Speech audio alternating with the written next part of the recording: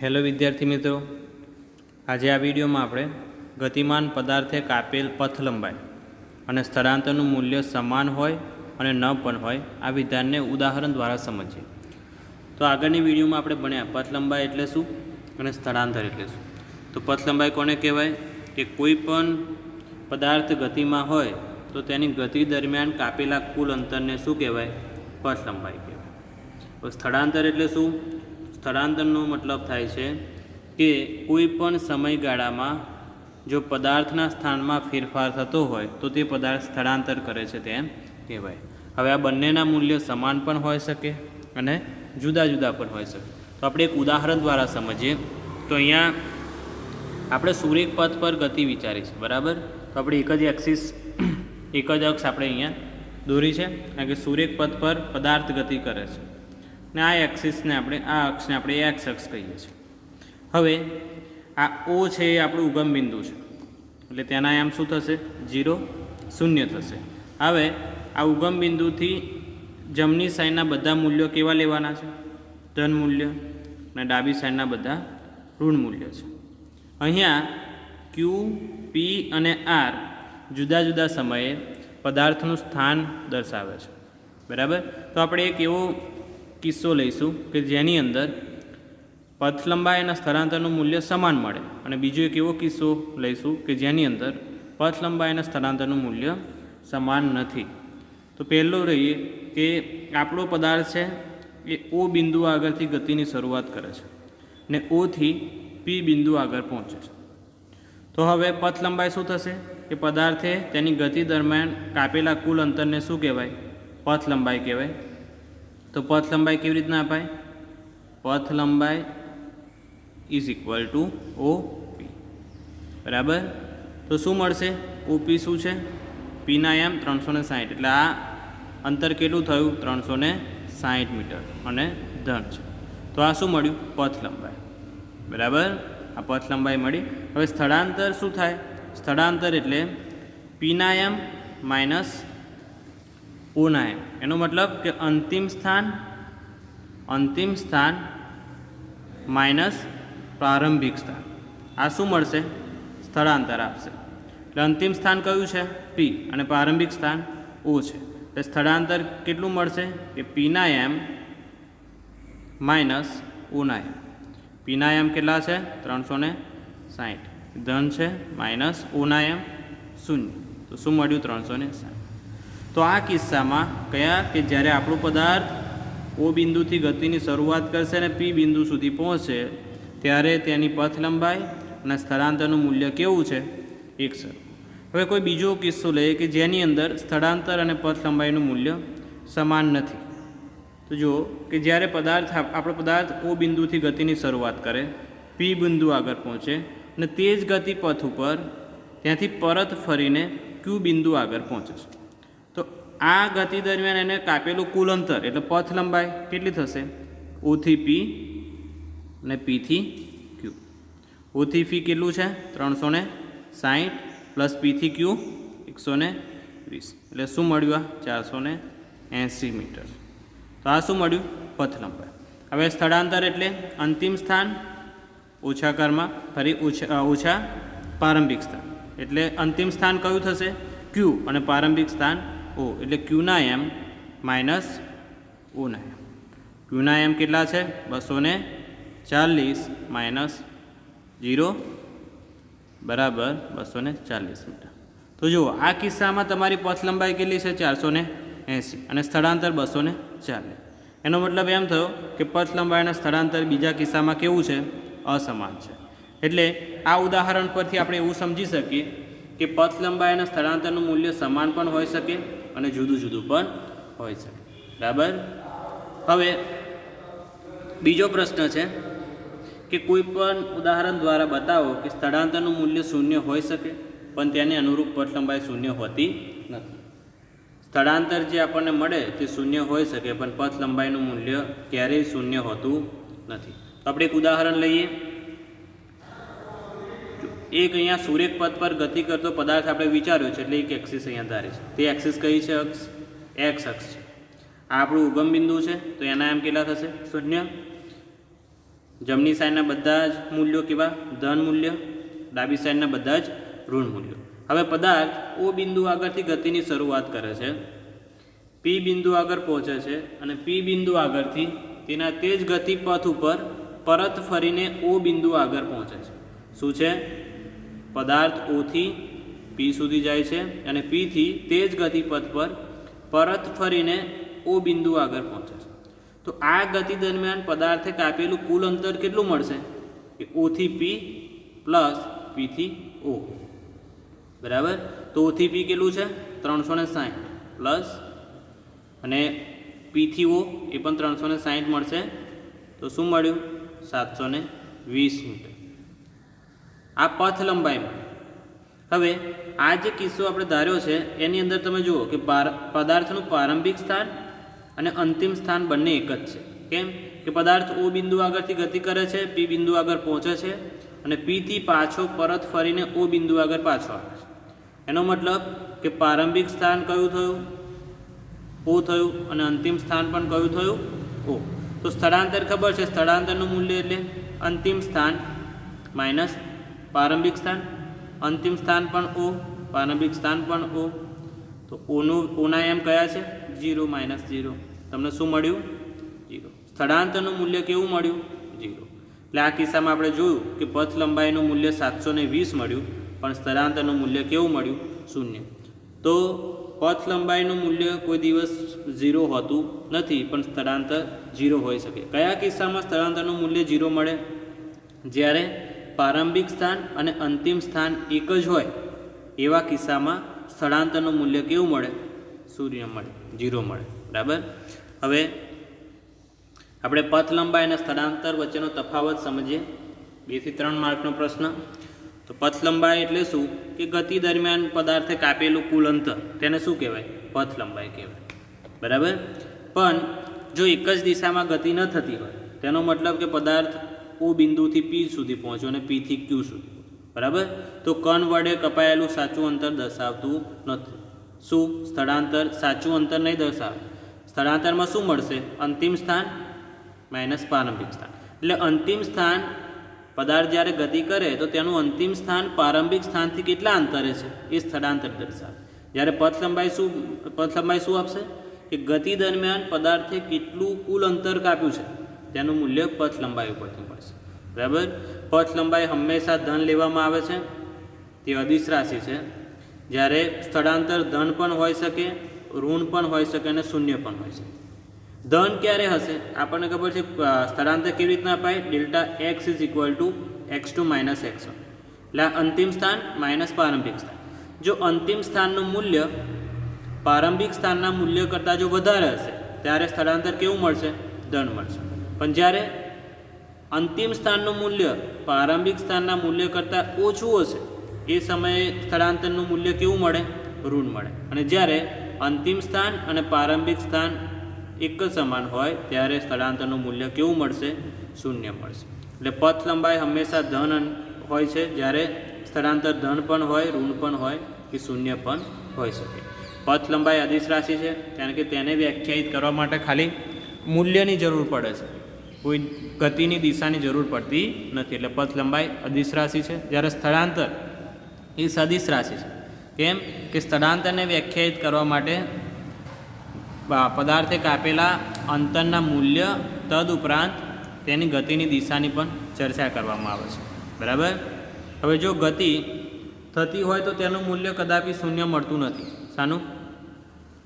પથ લંબાઈ. જો કોઈ પદાર્થ ગતિ કરતો હોય તો તેનું મૂલ્ય કદાપી શૂન્ય ના મળે પથ લંબાઈનું. પણ જ્યારે સ્થળાંતરનું મૂલ્ય શૂન્ય મળી શકે છે. ભલે ને પદાર્થ ગતિ કરતો હોય તો પણ તે સ્થળાંતરનું મૂલ્ય કેવું મળે? શૂન્ય. ક્યારે? કે પ્રારંભિક સ્થાન અને અંતિમ સ્થાન સમાન હોય ત્યારે. હવે જ્યારે સુરેખ પથ પર ગતિ થતી હોય ને અને એક જ દિશામાં, ત્યારે પથ લંબાઈ અને સ્થળાંતરનું મૂલ્ય કેવું મળે? સરખું મળે. પણ જો સુરેખ ગતિ ન હોય, એક જ દિશામાં ગતિ ના થતી હોય, ત્યારે પથ લંબાઈ હંમેશા સ્થળાંતર કરતાં કેવું મળશે? વધારે. આપણે એક ઉદાહરણ લીધું હતું કે ઓ બિંદુથી થઈને પી બિંદુ આગળ પદાર્થ પહોંચે છે અને પીથી ક્યુ આગળ પહોંચે. એનો મતલબ કે પહેલાં પદાર્થ ઓથી પી તરફ ગતિ કરે છે અને પીથી ક્યુ. તો આ કિસ્સામાં પથ લંબાઈ કેટલી થશે? ઓથી પી પ્લસ પીથી ક્યુ. પણ આનું સ્થળાંતર q માઇનસ ઓ.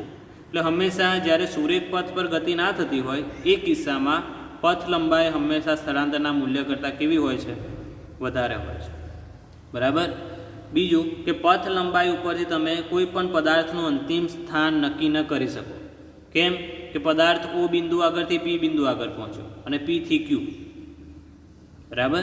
તો આના પરથી તમે કોઈ પણ પદાર્થનું જો પથ લંબાઈનું તમે મૂલ્ય મેળવો તો પથ લંબાઈ એટલે ઓપી પ્લસ ક્યુપી. તો આ મૂલ્ય ઉપરથી તમને પદાર્થનું અંતિમ સ્થાન કયું હશે તે ના જાણી શકો. બરાબર. પણ સ્થળાંતરનું મૂલ્ય તમને ખબર હોય તો તમે એ જાણી શકો કે પદાર્થનું અંતિમ સ્થાન કેટલે દૂર છે. ઇન શોર્ટ, સ્થળાંતર શું આપે કે પદાર્થ ગતિ કરતો હોય તો તેનું અંતિમ સ્થાન તેના પ્રારંભિક સ્થાનને અનુલક્ષીને કેટલા અંતરે છે તે સ્થળાંતરનું મૂલ્ય આપે. બરાબર. તો પથ લંબાઈના સ્થળાંતર વચ્ચેનો તફાવત થયો. 3 માર્કનો પ્રશ્ન છે. એના પછી હવે સુરેખ પથ પર કોઈ પણ કણ ગતિ કરતો હોય તો એ જ્યારે સ્થિર હોય ત્યારે તે અચળ વેગથી ધન દિશામાં ગતિ કરતો હોય ત્યારે અને અચળ વેગથી ઋણ દિશામાં ગતિ કરતો હોય ત્યારે અને ધન દિશામાં અનિયમિત ગતિ કરતો હોય ત્યારે એક્સ વર્સિસ ટીના આપણે આલેખો દોરવાના છે. તો પહેલાં એ તો ખબર હોવી જોઈએ કે એક્સ વિરુદ્ધ ટી એટલે શું. એક્સ છે એ સ્થાન દર્શાવે અને ટી છે તે સમય દર્શાવે. એટલે આ જુદા જુદા જે કિસ્સા આપ્યા છે અહીંયા એના માટે સ્થાન વિરુદ્ધ સમયના આપણે આલેખો દોરવાના છે. તો પહેલાં સમજી લે કે અચળ વેગથી ધન દિશામાં ગતિ કરતો હોય એનો મતલબ શું? હવે વેગ એટલે શું કે પદાર્થના સ્થાનમાં સમય સાથે જો ફેરફાર થતો હોય તેને શું કહેવાય? વેગ કહેવામાં આવે છે. બરાબર. હવે ધન દિશામાં એટલે જેમ જેમ સમય જાય, સમય પસાર થશે તેમ તેમ પદાર્થના વેગમાં શું થશે? વધારો થશે. અને ધન દિશામાં ગતિ કરતો પદાર્થ કહેવાય. બરાબર. જેમ સમય પસાર થાય તેમ શું થાય? પદાર્થના વેગમાં શું થશે? વધારો થશે અને ધન દિશામાં ગતિ કરે. પણ અહીંયા અચળ વેગ એનો મતલબ કે સરખા સમયગાળામાં વેગમાં પણ વધારો કેવો થવો જોઈએ? સરખો. જો પહેલી 5 મિનિટમાં 2 મીટર પર સેકન્ડ જેટલો વેગ મળ્યો તો પછીની 5 મિનિટમાં 2 મીટર પ્રતિ સેકન્ડ જ મળવો જોઈએ. બરાબર. આને કહેવાય અચળ વેગ. એ પણ આપણે આગળ જોઈએ. અને અચળ વેગમાં જો ઋણ દિશામાં ગતિ થતી હોય એનો મતલબ કે સમય જતાં વેગમાં શું થશે? ઘટાડો થશે. એના માટે પણ આપણે સ્થાન વિરુદ્ધ સમયનો આલેખ દોરીશું. બીજું કે અનિયમિત ગતિ. તો અનિયમિત ગતિ એટલે શું? કે સરખા સમયગાળામાં જો પદાર્થ જુદા જુદું અંતર કાપે તો તેને અનિયમિત ગતિ કહેવાય. આપણે એક કોઠો દોરીએ કે જેની અંદર પદાર્થનું સ્થાન સમય સાથે આપેલું છે. પહેલાં પદાર્થ પ્રારંભિક સ્થાનમાં 0 મીટર આગળ હતો. આ મીટરમાં હશે અને આ સેકન્ડમાં છે. ત્યારે તેનું સ્થાન પણ 0 છે. હવે પછીની 5 સેકન્ડમાં પદાર્થે 10 મીટર જેટલું અંતર કાપ્યું. બરાબર. પછીની 5 મીટર એટલે પછીની 5 સેકન્ડ એટલે 10 સેકન્ડ થઈ ટોટલ. પછીની 10 સેકન્ડમાં પદાર્થે 13 મીટર જેટલું અંતર. પછી 20 લો ત્યારે એને 18. તો એનો મતલબ તમે જોઈ શકો કે અહીંયા જે સમયનો અંતરાલ છે ને સરખો છે. 0 થી 5, 5 થી 10, 10 થી 20. કોઈ પણ બે સમય વચ્ચે 5 સેકન્ડનો તફાવત છે. બરાબર. 5 સેકન્ડ. પણ અહીંયા તમે જો અંતરનો તફાવત કેટલો મળશે? પહેલી 5 સેકન્ડમાં 5 મીટર જેટલું અંતર કાપ્યું. પછીની 5 સેકન્ડમાં 10 થી 13 એટલે 3 મીટર જેટલું. પછીની 5 સેકન્ડમાં 13 થી 18 એટલે કેટલું? 5 મીટર. એનો મતલબ કે એક જ સમયના અંતરાલમાં પદાર્થ જુદું જુદું અંતર કાપે છે. તો આવી ગતિને કઈ ગતિ કહેવાય? અનિયમિત ગતિ. બરાબર. અનિયમિત ગતિ એટલે શું? સરખા સમયગાળામાં પદાર્થ જો જુદું જુદું અંતર કાપે તો આપણે એમ કહી શકીએ કે તે પદાર્થ અનિયમિત ગતિમાં છે. તો હવે આપણે એક્સ વર્સિસ ટી એટલે સ્થાન વિરુદ્ધ સમયનો આલેખ દોરીએ. પહેલાં સ્થિર હોય ત્યારે તો આપણે એવું ધારીએ છીએ કે આપણો પદાર્થ છે એ સુરેખ પથ પર ગતિ કરે છે અને એ જે પથ છે એ એક્સ એક્સિસને સાપાંત થાય છે. અહીંયા જુઓ તમે એક્સ વિરુદ્ધ ટીનો આલેખ દોર્યો. એક્સ શું આવશે? સ્થાન આવશે. તે મીટરમાં છે અને ટી છે સમય, તે સેકન્ડમાં છે. બરાબર. હવે આપણે એક સ્કેલ લઈએ. 0, 10, 20, 30. બરાબર. આ બાજુ લઈએ 20, 40, 60. હવે જીરો સમય એટલે આપણે પ્રારંભિક સમય લઈએ જીરો, તો જીરો સમયે આપણો પદાર્થ 40 મીટર આગળ છે. ક્યાં છે? 40 મીટર. હવે ધારો કે સમય પસાર થાય છે પણ પદાર્થ કેવો છે? આપણે સ્થિર પદાર્થ માટે આલેખ દોરીએ છીએ. તો જેમ 10 સેકન્ડ થશે ત્યારે પણ પદાર્થ ક્યાં રહેવાનો? 40 મીટર આગળ જ રહેશે. 20 સેકન્ડ થશે ત્યારે પણ ક્યાં રહેશે? 40 મીટર આગળ. 30 થશે ત્યારે પણ 40. એનો મતલબ કે સમયમાં વધારો થાય છે પણ પદાર્થનું સ્થાન કેવું રહે છે? એક જ. આનો મતલબ કે પદાર્થ કેવો છે? સ્થિર. તો આ આલેખ કેવો મળશે આપણને? બરાબર, જે અહીંયા બતાવે છે. તો આ આલેખ શાના માટે થયો? કે પદાર્થ જ્યારે સ્થિર હોય ત્યારે. તો તમે જોઈ શકો છો કે જેમ સમયમાં વધારો થાય છે પણ પદાર્થનું સ્થાન તો 40 મીટર જ મળે છે. એનો મતલબ કે પદાર્થ સ્થિર છે. હવે બીજો કિસ્સો છે, તેમાં શું છે કે પદાર્થ ધન દિશામાં અચળ વેગથી ગતિ કરતો હોય. તો એના માટે પણ આપણે આલેખ દોરીએ કે વાય એક્સિસ ઉપર આપણે સ્થાન લઈશું જે મીટરમાં છે અને એક્સ એક્સિસ ઉપર સમય લીધું તે સેકન્ડમાં છે. બરાબર, અહીંયા 0, 5, 10, 15, 20, 40, 60. જો પહેલી 5 સેકન્ડમાં પદાર્થ 20 મીટર જેટલું અંતર કાપે છે. એનો મતલબ કે આટલા આવ્યું. પહેલાં તો શરૂઆતમાં ક્યાં? અહીંયા 0 આગળ હશે. પહેલી 5 સેકન્ડમાં 20 મીટર જેટલું અંતર કાપ્યું, તો પછીની 5 સેકન્ડ એટલે ટોટલ 10 સેકન્ડ થઈ ત્યારે ક્યાં પહોંચશે? 40. પછી 15 ત્યારે 60. એનો મતલબ કે સરખા સમયગાળામાં પદાર્થ કેવું અંતર કાપે છે? સરખું. એનો મતલબ કે આ કેવી ગતિ છે? આ વેગ કેવો હશે? ધન વેગ મળશે. તો આ આલેખ આવો મળશે. આ આલેખ શું બતાવે છે? કે અચળ વેગથી પદાર્થ ગતિ કરે છે. એનો મતલબ કે સરખા સમયમાં કેવું અંતર કાપે છે? સરખું. અને અહીંયા પદાર્થનો વેગ વધતો જાય છે સમય સાથે, એટલે ધન દિશામાં ગતિ હશે. બરાબર, શું થાય છે? પદાર્થનો વેગ જે છે એ સમય સાથે વધતો જાય છે. એનો મતલબ કે પદાર્થ ધન દિશામાં ગતિ કરે છે. અને આ વેગ કેવો છે? અચળ વેગ છે. એનું મૂલ્ય કેવું મળશે? અચળ મળશે. વેગ એટલે સ્થાન ભાગ્યા સમય. તમે કોઈ પણ સ્થાનનો ગુણોત્તર લો, આનો તમે ઢાળ શોધો, તો ગમે ત્યાંથી ઢાળ શોધો તો કેવો મળશે? સરખો. આ ઢાળ શું આપશે? વેગનું મૂલ્ય આપે. વેગ એટલે સ્થાનમાં થતો ફેરફાર ભાગ્યા સમય. ત્યાં કોઈ પણ બે અંતરાલ લઈ લો. ધારો કે અહીંયાથી આટલું લો તો આ તમારો સમયનો અંતરાલ મળશે. આ તમારો અંતરનો અંતરાલ મળશે અને આ સમય. તો આનો ગુણોત્તર તમે ગમે ત્યાંથી લો ને, કોઈ પણ 2 પોઈન્ટ આગળ, તો કેવો મળશે? સરખો મળશે. એનો મતલબ કે વેગ કેવો છે? અચળ. તો અચળ વેગ માટે આ આલેખ થયો, સ્થાન વિરુદ્ધ સમયનો આલેખ. તેના પછી છે કે પદાર્થ અચળ ઋણ વેગથી ગતિ કરતો હોય. ઋણ વેગનો મતલબ શું? કે વેગ તમારો શું થશે? ઘટતો જશે. પદાર્થનો વેગ સમય સાથે ઘટતો જશે. તો આના માટે પણ આપણે એક જ આલેખ જોઈએ. અહીંયા શું છે? સ્થાન છે મીટરમાં, અહીંયા સમય છે સેકન્ડમાં. 0, 5, 10, 15. આ શું છે? સમય છે સેકન્ડમાં. આ બાજુ આપણે લઈએ 20, 40 અને 60. કોઈ 0 સમયે પદાર્થ 60 મીટર આગળ છે. આવું ક્યારે પોસિબલ બને? કે કોઈ પણ કાર ગતિ કરતી હોય તો તેની સાથે જોડે કોઈ વેગ હશે. જ્યારે કારમાં બ્રેક મારવામાં આવે છે ને, તો તેનો વેગમાં શું થવાનું છે? ઘટાડો. એટલે કોઈ કાર છે એ અચળ વેગથી ગતિ કરે છે, કોઈ ગતિ કરે છે અને પછી અહીંયાથી બ્રેક મારી એટલે એનો વેગ ઘટવા માંડવાનો. તો અહીંયા એ બતાવ્યું છે કે કોઈ પ્રારંભિક સમયે 60 મીટર જેટલા અંતરે કોઈ કાર છે, તો જેમ બ્રેક મારશે એમ શું થવાનું? વેગમાં ઘટાડો થશે. તો 5 સેકન્ડ પછી તે 40 મીટર જેટલા અંતરે આવશે, પછી 5.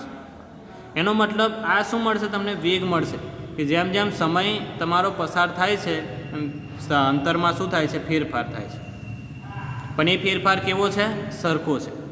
એનો મતલબ એમ થયો કે સમય જતાં વેગમાં શું થયો? ઘટાડો. પણ કેવો છે? અચળ છે. કોઈ પણ 2 બિંદુ આગળ તમે આ ગુણોત્તર લો ને તો ગુણોત્તર સરખો મળશે. આ આલેખના કોઈ પણ 2 બિંદુ માટે તમે સ્થાન ભાગ્યા સમયનો ગુણોત્તર લો એ સરખો મળશે. એટલે આ અચળ વેગથી અચળ વેગ અને ઋણ દિશામાં ગતિ કરતા પદાર્થ માટે સ્થાન વિરુદ્ધ સમયનો આલેખ થયો. કેમ કે વેગ છે તે સમય સાથે કેવો થાય છે? ઘટે છે. બરાબર. એના પછી છે કે કોઈ પણ પદાર્થ અનિયમિત ગતિ કરતો હોય ત્યારે તેનો આલેખ દોરીએ.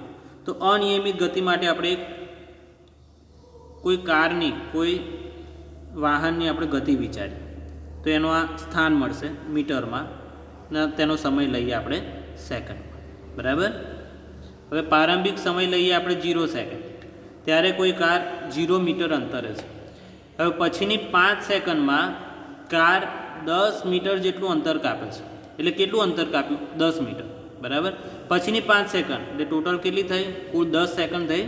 10 સેકન્ડ પછી આ કારે 13 મીટર જેટલું અંતર કાપ્યું. પછીની 5 સેકન્ડ એટલે કુલ 15 સેકન્ડ થઈ, ત્યારે આ કારે 18 મીટર જેટલું અંતર કાપ્યું. આપણે આવા 4 ઓબ્ઝર્વેશન લીધા, 4 અવલોકન લીધા. બરાબર. તો આના માટે આપણે આલેખ દોરીએ.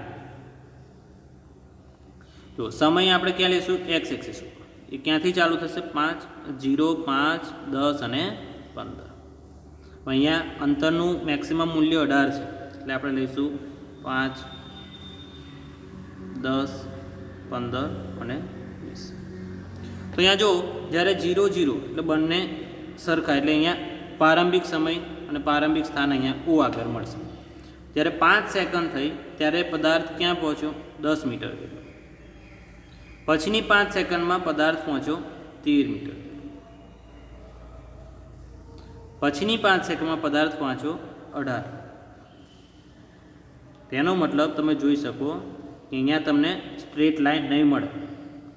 શું મળશે? આમ વાંકી ચૂકી લાઈન. એનો મતલબ એમ થયો કે પદાર્થ સરખા સમયગાળામાં સરખું અંતર કાપતો નથી. આ ગતિને કેવી ગતિ કહેવાય? અનિયમિત ગતિ. બરાબર. તે અહીંયા આલેખમાં બતાવ્યું છે. તો અનિયમિત ગતિ માટે સ્થાન વિરુદ્ધ સમયનો આલેખ આવો મળે. એક બીજું ઉદાહરણ તમને નીચે આપ્યું છે કે જ્યાં આગળ તમે અનિયમિત ગતિ કરતા પદાર્થ માટે સ્થાન વિરુદ્ધ સમયનો આલેખ દોર્યો છે. જુઓ અહીંયા જો ટી એટલે 0 સેકન્ડથી 0 સેકન્ડ આગળ પદાર્થ કેવો છે? સ્થિર છે. બરાબર. હવે અહીંયાથી તે ગતિની શરૂઆત કરે છે. હવે કણ 0 થી 10 સેકન્ડ સુધી વધે છે. એની ગતિ શું થાય છે? 0 થી 10 સેકન્ડ સુધી અહીંયા વધે છે. જુઓ જેમ જેમ સમય જાય છે તેમ તેનું અંતર વધે છે. એનો મતલબ કે વેગ, ઝડપ વધી. બરાબર. હવે 10 સેકન્ડથી લઈને 18 સેકન્ડ સુધી નિયરલી કેવું છે? સરખી ગતિ છે. એટલે અચળ ઝડપથી ગતિ કરે છે તેમ કહેવાય. કેવી છે? જેમ જેમ સમય વધે છે તેમ અંતર પણ વધે છે અને એનો અંતરાલ પણ કેવો છે? સરખો છે. એનો મતલબ કે અચળ વેગથી આટલામાં ગતિ કરે છે. ક્યાંથી? 10 થી 20 સેકન્ડ. હવે ધારો કે આ પોઈન્ટ આગળ આવીને પદાર્થ, કોઈ કાર છે એને બ્રેક લગાવે તો અહીંયાથી તેનો વેગ કેવો થઈ જવાનો? 0 થઈ જશે. એટલે આ નિયરલી 296 ની આજુબાજુ હશે ત્યાં કોઈ કારે બ્રેક લગાવે એટલે અંતર એટલે સ્થિર સ્થિતિમાં આવશે, એટલે 0 થઈ જશે. બરાબર. અહીંયા જોઈ શકો છો પહેલાં પદાર્થ સ્થિર હતો, પછી તે વધે છે, ફરી અહીંયા અચળ વેગથી ગતિ કરે છે અને અહીંયાથી 0 થઈ જાય છે. એટલે પદાર્થે સરખા સમયમાં કાપેલું અંતર સરખું નથી, એટલે આ ગતિને અનિયમિત ગતિ કહેવામાં આવે છે. બરાબર.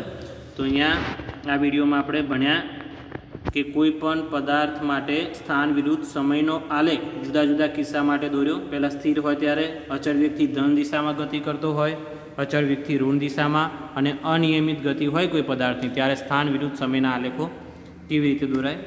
બરાબર. Okay, thank you.